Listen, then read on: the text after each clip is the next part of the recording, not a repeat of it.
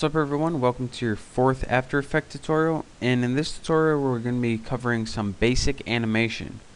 So go ahead and get a new project open by clicking File, New Project. I already got mine open, so I'm ready to go.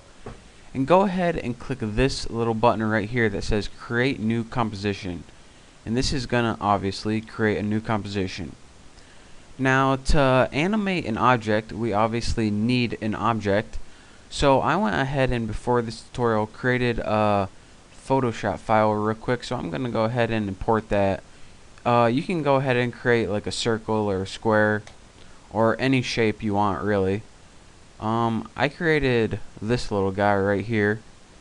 And once you open him, he's going to be under your project panel. Just go ahead and drag it out in your composition panel.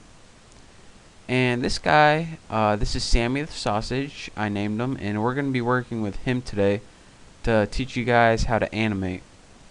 So let me make him a little smaller so he's going to be moving around the screen today. So the first thing that you're going to want to do is go over here to your current time indicator and make sure you're at the very beginning. And anytime, here's a shortcut, anytime you want to make sure you're at the beginning, you can go ahead and press home. Home brings you to the beginning on your keyboard, end on your keyboard brings you to the end. So go ahead and press home and move your shape. I'm going to move Sammy to the bottom left because this is the first position that I want to place him in. Now, the way you need to animate is you need to make something called keyframes. And keyframes are pretty much the main locations where you're going to move your object. And to do this, there are two different ways. You can go ahead and click this triangle right here, click transform, and go to position. This is going to let you change the position of your object on the screen. Or you can just highlight your object on your composition panel and press P. This is a shortcut and it's a lot faster, so do that. And before you can get started moving his position around, make sure that this little time watch, make sure you click it so there is a square around it. If there's not a square around it, you can't edit any of the keyframes. Once you have the square around it, your first keyframe, indicated by this little yellow sideways square thing, diamond I guess, is going to automatically pop up. A keyframe means that in this point in time, this is where this object is going to be. So we want to animate this, so what we're going to want to do is move our current time indicator to another point in time. I'm going to move mine to 1 second. Now once this is at 1 second or another point in time, we can go ahead and take Sammy and move him around. As you can see, After Effects automatically created another point in time from the first keyframe to the second keyframe.